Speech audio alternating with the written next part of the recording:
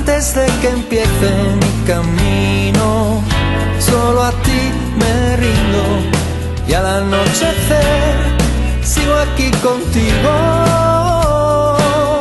Solo en ti confío. Señor Aguatero. 8 RAM. Ah, y Francisco también está ahí, así que bienvenido, Francisco. Sabemos que tenía algún problema con internet, pero bienvenido. Ah, y respecto a los devocionales esta semana, voy a conversar con el hermano que le tocaría, o hermana que le tocaría por interno. Y el próximo devocional del próximo día sábado.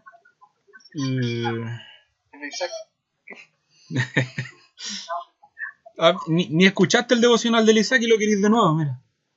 Eso es fe. Y tratando de rellenar mientras se abre el PowerPoint. Y lento el computador. No, Isaac, luego lo voy a ver y te voy a comentar. No, si voy a mostrarte ahí a tu casita, pues, Dani, si vivimos como 2 calles. Oye, pero no podéis salir, pues. No sé porfiado. No, Uber. Cuarentena obligatoria.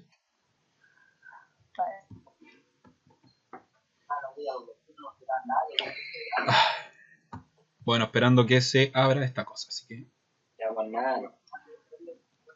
paciencia, la culpa no es mía. Además me pongo nervioso, mira que tengo, ¿cómo se llama? Espectadores, así que me pongo más nervioso.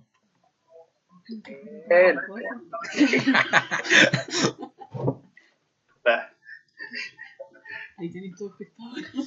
Ya, ahora sí.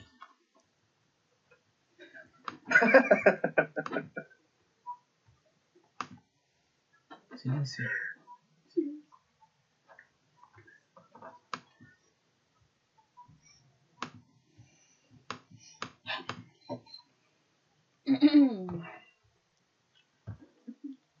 ¿Se ve ahí ya o no?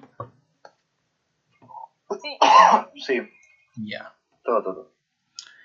Este era un tema que yo tenía preparado para octubre. Pero la verdad que en octubre se quemó Chile, entonces no pude hacer este tema. Pero... y primero decirle que el tema de la doctrina bíblica no lo pude hacer esta semana ni la semana anterior porque no encontré una información que necesitaba encontrar para tener una fuente, pero sí está casi todo listo y lo voy a tener esta semana. Pero por eso tengo este tema que es relacionado con la escritura. Y quiero que participen un poquito y preguntarles si conocen algo de la Reforma Protestante. Si les suena algo en su inconsciente, en su subconsciente, en todo su cerebro, si saben algo de la Reforma Protestante. No. ¿No? No. ¿Alguien más? ¿Quién da más? Aparte del no. Pero que hizo el Lutero, Sí, un dato, eso es un dato. Martín Lutero. que es como un, no sé si un inicio de movimiento. Sí, podríamos decir que un movimiento, un inicio. Martín Lutero. Bueno, Que no estoy seguro, pero... dentro de la Reforma Protestante, me gustaría contarles que la Reforma Protestante fue un movimiento religioso que fue iniciado por Martín Lutero. No iniciado, sino que el inicio del fin de la Reforma, si se puede decir, es por Martín Lutero, porque antes de él hubieron muchas personas que intentaron hacer reforma, ya sea por vías pacíficas o por vías violentas, hacer una reforma a la Iglesia Católica. En esa época, en 1517, la Iglesia Católica era la única iglesia en el mundo, salvo con la Iglesia Ortodoxa, que básicamente era lo mismo, solo que esta estaba en Rusia y como estaba tan lejos, nadie podía ir a aplacarle su autoridad. Y básicamente había si se puede decir, un absolutismo religioso dirigido por una iglesia que a quien la contradecía lo mataba, simplemente. Es así. Y dentro de ese movimiento religioso se da lo que es la Reforma Protestante, y producto de esta Reforma Protestante, unos teólogos posteriores sistematizaron los principios de esta reforma como lo que se conoce por solas. Las que fueron en latín, que era soli deo gloria, sola scriptura, sola fe. Y ellos dijeron que la Reforma Protestante se resumía en 5 puntos. Solo por fe la salvación, solo por gracia, solo por la Escritura, solo Cristo y solo la gloria a Dios. Eso es básicamente el resumen de la Reforma Protestante. Y la sola Escritura es el fundamento de esta reforma. Y les quería compartir el Salmo 44:1, que dice: oh Dios, con nuestros oídos hemos oído, nuestros padres nos han contado las obras que hiciste en sus días, en los tiempos antiguos. Este salmo me gusta porque es el, ¿cómo se puede decir? Es el reflejo de lo que los reformadores hicieron. Los reformadores lo que hicieron fue cortarnos lo que los padres de la iglesia habían hecho y la doctrina que Jesús había dejado. Como le dije, la breve reseña de la Reforma Protestante fue en 1517 cuando el Papa excomulga a Martín Lutero, y como les dije, que aquel que se oponía a la Iglesia Católica era muerto. Y el poder religioso estaba mezclado con el poder político, y el rey Carlos V de Inglaterra y Carlos I de España, de Alemania, perdón, y de España, existía una ley que un ciudadano del imperio no podía ser muerto sin antes ser escuchado por las autoridades de esos países, como lo que le sucedió a Pablo. Y lo invita a la dieta de Worms. En alemán la palabra dieta es como un concilio en que se juntaron todos los príncipes de Alemania, y los enviados del Papa fueron a acusar a Lutero por hereje, por haber dicho que la salvación era por fe a través de la gracia, y que solo Cristo era intercesor entre Dios y los hombres, y que el Papa, aun cuando podía tener toda la autoridad de la tierra, era un ser falible, o sea que se podía equivocar, no como los católicos. Esto no es una crítica contra el catolicismo, sí tenemos que hacerle críticas, pero no es destinado a eso. Pero ellos creían que el Papa era infalible. Y para contextualizar, como les dije, la reforma fue en 1517, y en ese año el Papa León X quería terminar lo que es la Basílica de San Pedro. No sé si han visto en las noticias cuando sale el Vaticano y esa iglesia gigante, es la Basílica de San Pedro. Pero había un puro, pero que no había plata. Y se le ocurrió al Papa crear lo que se llama las indulgencias. O sea, no crearla, sino que dar un nuevo periodo de indulgencias. O sea, es como la oferta de las indulgencias de ese momento, y todo este dinero iba a ir destinado a la construcción de la Basílica de San Pedro.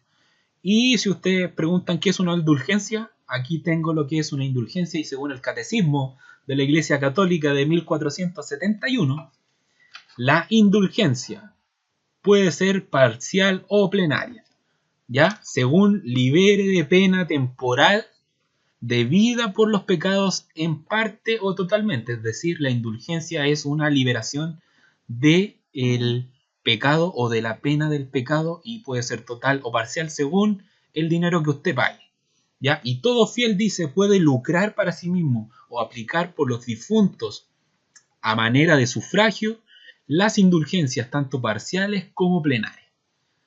Es decir, eso es lo que es una indulgencia, es el pago de dinero para no sufrir, ya sea parcial o totalmente, como les decía, según lo que usted pague, el sufrimiento por el pecado. Y eso era lo que era la indulgencia.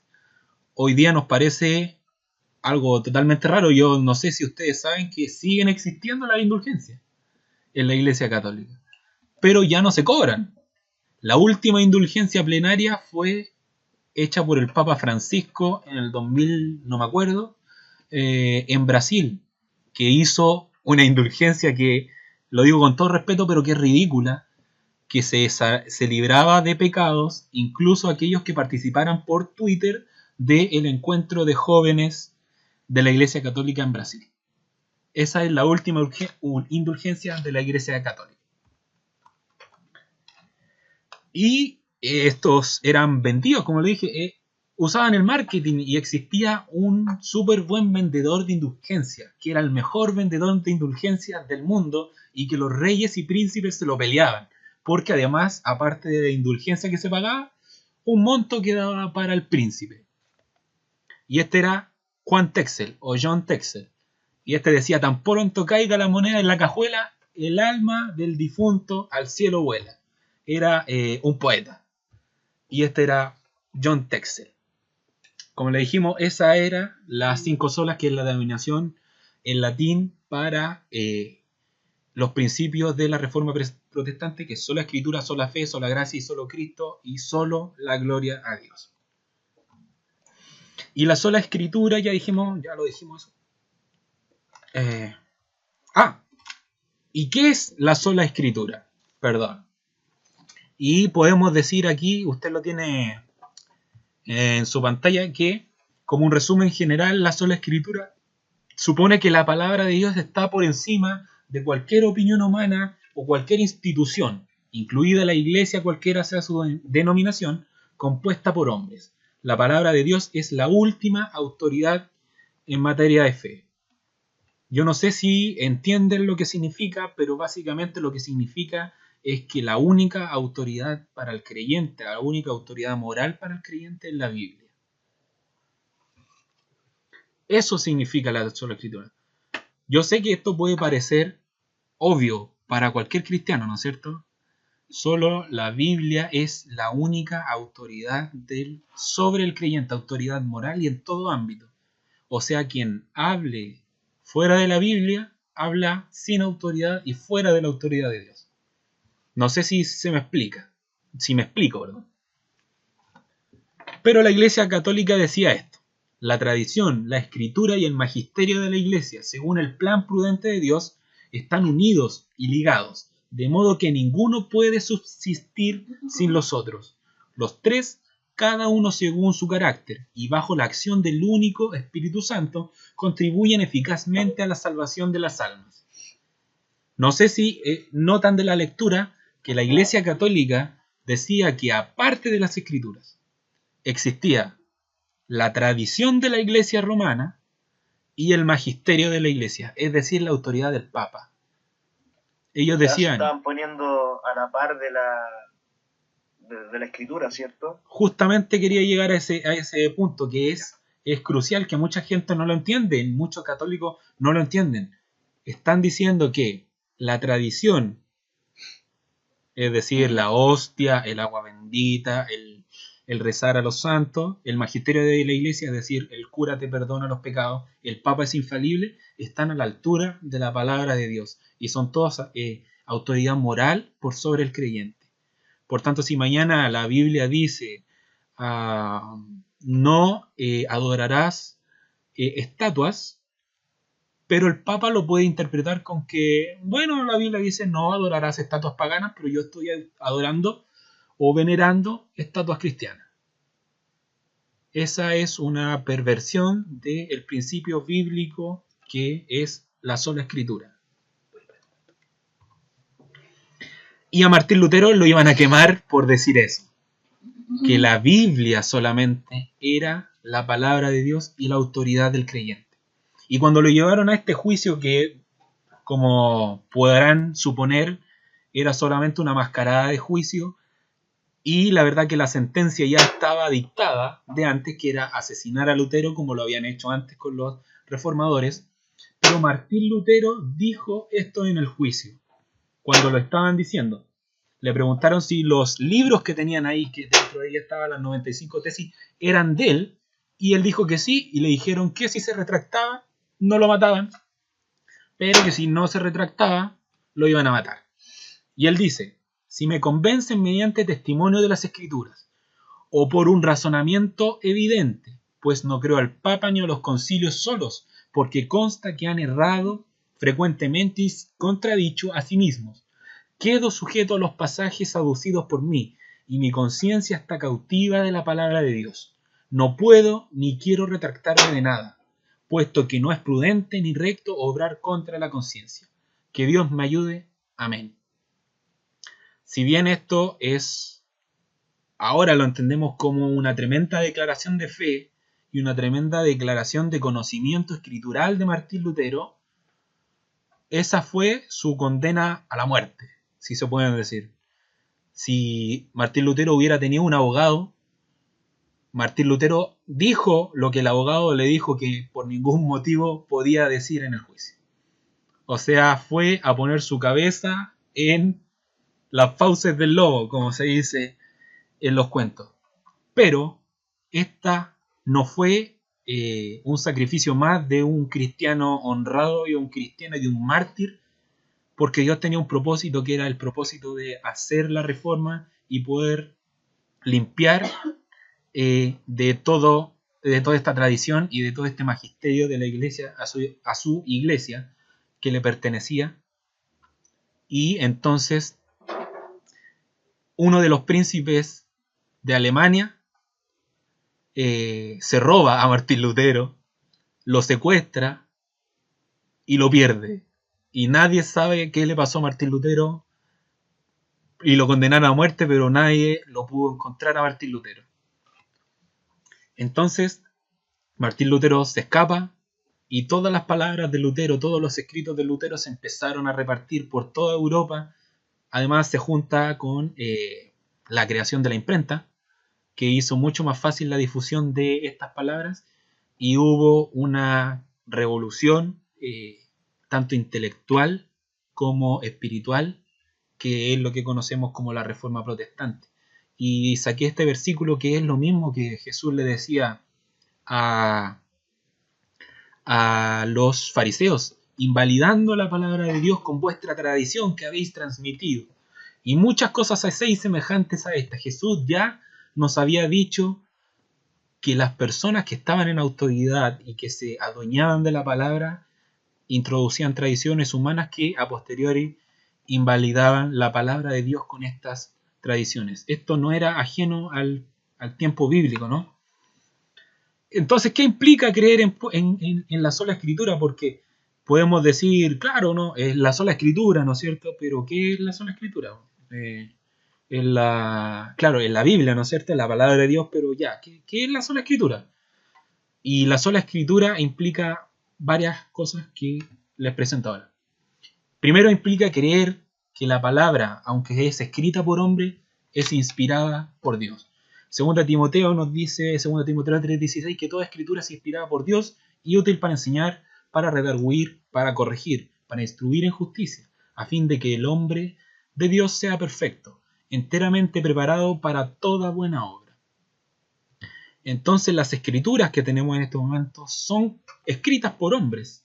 Esa es la virtud. Nadie nunca en el cristianismo ha dicho que la Biblia son las 10 tablas, las tablas de los 10 mandamientos que bajaron del cielo y listo. Nunca nadie lo dijo eso. Y eso es una más de la virtud de la Biblia, que se escribió en más de 1600 años por 40 autores diferentes, 60 libros diferentes, con autores con realidades diferentes, con realidades socioeconómicas e intelectuales diferentes, y todos estos libros dan cuenta solamente de un mismo mensaje, que es el mensaje del pecado, de la redención y de la glorificación. Juan Calvino decía, cuando los creyentes leen la Biblia, es como si oyeran al propio Dios dirigirse a ellos. Ese es el nivel de lo que nosotros tenemos. Esa es la inspiración, que lo que los hombres antiguos escribieron antes esos fueron escritos por Dios. Que cuando Pablo le dice a Timoteo, prepárate en toda doctrina, no es que Pablo le estaba diciendo a Timoteo, sino que Dios le estaba diciendo a cualquier persona que se encontrara en la situación de Timoteo que se preparara en la doctrina. Cuando Moisés le leía los mandamientos al pueblo de Israel y le decía no robarás, no era que Moisés los decía, era que Dios decía no robarás. Cuando Dios dijo que el hombre tendrá una mujer, era Dios que lo decía, y por eso el profeta, cuando David, que era un loquillo, fue a buscar una esposa que no era de él y mató al esposo de ella, decía, tenía todas estas ovejas, pero fuiste a buscar la que no era tuya, y el que le mataste la oveja y más encima lo mataste a él, tenía una pura oveja. Entonces no es que el profeta lo haya dicho, es que Dios lo dijo. Ahí. Y también la sola escritura implica afirmar que la palabra es inerrante e infalible. Aquí podemos tomar algunos salmos que dice que la ley de Jehová es perfecta, que convierte el alma. El testimonio de Jehová es fiel, que hace al sabio sencillo. El Salmo 12:6, las palabras de Jehová son limpias, como plata refinada en horno de tierra, purificada 7 veces. Y estos son dos conceptos diferentes que hay que hacer una distinción. Primero, que la Biblia es inerrante. La Biblia es inerrante, ¿por qué? Porque desde sus idiomas originales la Biblia no tiene errores históricos ni contradicciones en su texto. La Biblia es verídica y solventada por la ciencia y la historiografía. Desde la inerrancia de la Biblia podríamos estar hablando días y no cesarían las pruebas a su favor. La Biblia es infalible porque la Biblia lleva a la salvación del hombre y el hombre, tomando la Biblia, no va a fallar en lo que es la salvación. Muchos dicen que la Biblia se contradice y la verdad que no es verdad. Si alguien quiere ir al Génesis, cuando el pecado del hombre era tan grande, la Biblia dice que Dios se arrepintió de haber creado al hombre. Y los que no creen en la Biblia dicen, pero ¿cómo dice que Dios se arrepintió? Si después la Biblia dice que Dios no es hombre para que se arrepienta, ni hijo de hombre para que mienta, o al revés, no me acuerdo bien. Pero resulta que en el idioma original, la Biblia no dice que Dios se arrepintió de haber creado al hombre, sino que dice que a Dios le dolió en su corazón haber creado al hombre, que es muy diferente. No sé si hay alguna diferencia entre doler y arrepentirse. El hebreo dice que a Dios le dolió en su corazón porque era su creación. Pero a quien tradujo la Biblia se le pasó el pequeño detalle que esa palabra en español no era arrepentirse, sino que era doler. Entonces, es inerrante, ¿por qué? Porque de los idiomas originales la Biblia no tiene ninguna contradicción. Si la lees en griego, si la lees en hebreo, en arameo, no hay contradicción. Y esto es lo que dijo el concilio de Chicago en 1978, después de todos los ataques a la Biblia por personas que realmente no conocían la Biblia, y decía que afirmamos que las escrituras son la norma suprema que ata la conciencia y que la autoridad de la Iglesia está subordinada a las escrituras. Negamos que los credos de la Iglesia, los concilios o declaraciones tienen una autoridad superior o igual a la autoridad de la Biblia. Lo que nos dice es que ninguna autoridad humana, ninguna opinión humana tiene una autoridad superior sobre el hombre que la Biblia. Y que la Biblia es la norma suprema de fe. Este caballero, que es John Blanchard, nos dice que los hombres rechazan la palabra de Dios porque los hombres no rechazan la palabra de Dios porque encuentran faltas en ella, sino porque ella encuentra falta en ellos. La Biblia no es rechazada porque ella tenga faltas, sino que porque nosotros tenemos faltas. Y no sé si esta es la última, pero implica que la Biblia solo tiene autoridad suprema sobre la conciencia de los hombres, es decir, que la Biblia es nuestra única regla de fe. ¿Por qué los cristianos están en contra del aborto? Porque la Biblia dice no matarás.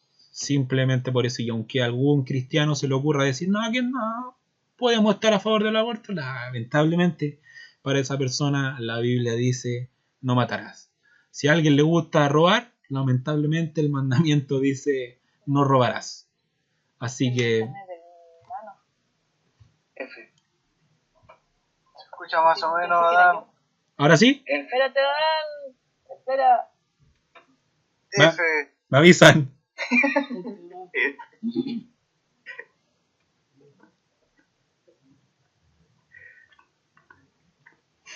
Ya. Estás guateando tu internet. Oye, desconéctate. Lo siento. ¿Ahora sí o no? Debe ser BTR. ¿Pero ya me escuchan o no? Ya, sigamos. Y en cuanto a la autoridad que decía que la Biblia solamente la autoridad sobre el hombre, es el libro de Gálatas en el primer capítulo del 8 al 9 dice, más si aún nosotros o un ángel del cielo os anunciare otro evangelio diferente que el que os hemos anunciado, sea anatema. Como antes hemos dicho, también ahora lo repito, si alguno os predica diferente del evangelio que habéis recibido, sea anatema. Y si ustedes van al diccionario, lo que significa anatema es que sea maldito. Y Pablo sigue diciendo, no es porque exista otro evangelio, sino que existe un solo evangelio.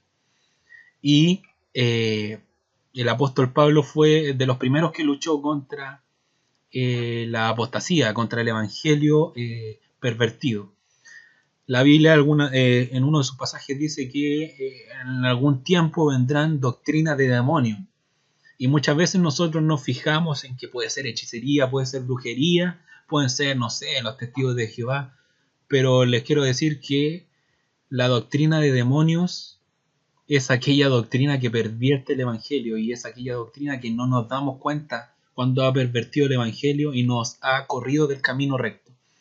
No hay que tenerle tanto miedo, tanto cuidado, por ejemplo, a la hechicería, como hacía personas que predican otro evangelio.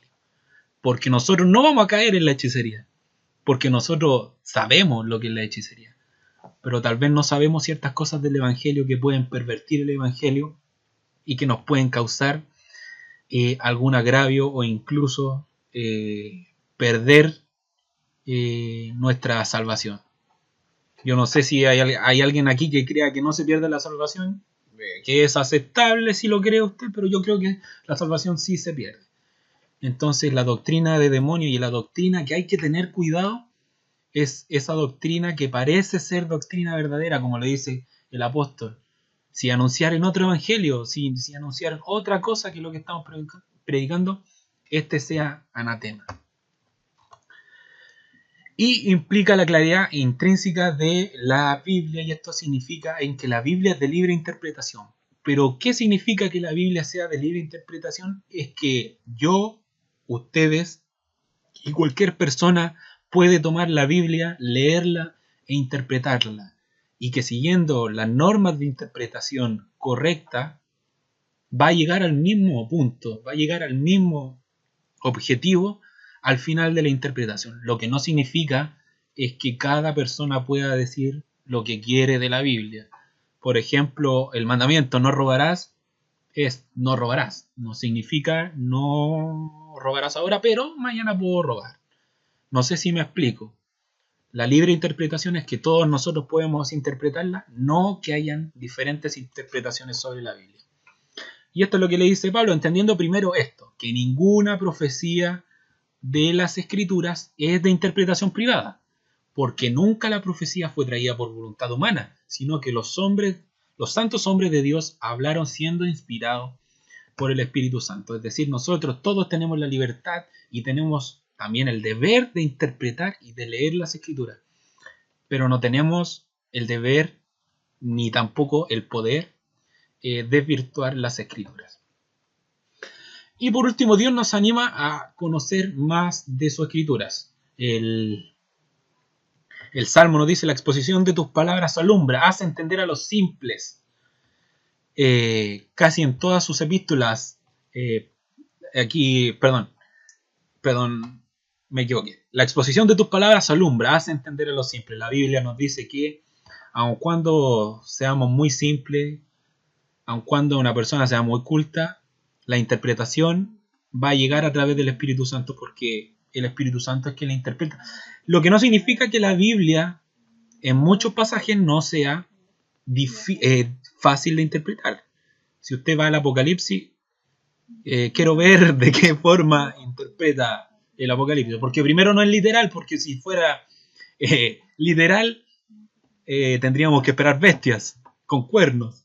Entonces algunos pasajes no es tan difícil, e incluso el apóstol Pedro sabía que había muchas cosas que eran difíciles de interpretar. Decía Pedro casi en todas sus epístolas, refiriéndose a las de Pablo, hablando en ellas de estas cosas, entre las cuales hay algunas difíciles de entender, las cuales los indoctos e inconstantes tuercen, como también las otras escrituras para su propia perdición. El apóstol Pablo decía que había muchas cosas, decía que había muchas cosas difíciles de entender, e incluso las que escribía Pablo, que eran súper difíciles de entender, pero que estas serían difíciles para los indoctos y los inconstantes. En cambio, si usted es constante y si es docto, no le va a ser difícil interpretarla, ni tampoco la va a torcer para su propia perdición. Ya dijimos eso. Y implica la suficiencia de la palabra de Dios. Yo sé que el PowerPoint parece ser eterno, pero queda poquito. Y esta es la declaración de fe de la Iglesia Unida Metodista Pentecostal, de la cual usted es parte, y dice: de la suficiencia de las santas escrituras para la salvación. La Santa Biblia contiene todas las cosas necesarias para la salvación, de modo que no debe exigirse que hombre alguno reciba como artículo de fe, ni considere como requisito necesario para la salvación, nada que en ellas no se lea, ni pueda por ellas probarse. Es bastante fácil entenderlo, es decir, nadie tiene que cumplir otra cosa que no diga la Biblia, ni que pueda probarse por la Biblia. Eso está en la declaración de la Iglesia Unida. Martin Lloyd-Jones, que es un predicador que incluso le predicó a la reina de Inglaterra, dice: sin lugar a dudas, todos los problemas de la Iglesia hoy y todos los problemas del mundo se deben a una desviación de la autoridad de la palabra. Y lo que es muy claro, todos los problemas que tenemos hoy en día en la iglesia, dentro de la iglesia o fuera de la iglesia, es porque hay una desviación de las personas en la Biblia. Tenemos la doctrina de la prosperidad, que solo ve dinero, cuando la Biblia nos llama a predicar a los pobres y que Jesús vino a los pobres. Pero esa iglesia dicen que la bendición de Dios es el dinero.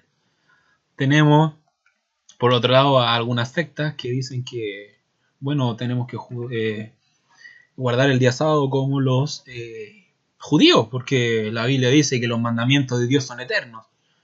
Pero no se dan cuenta que Jesús dijo: el que me ama cumple mis mandamientos.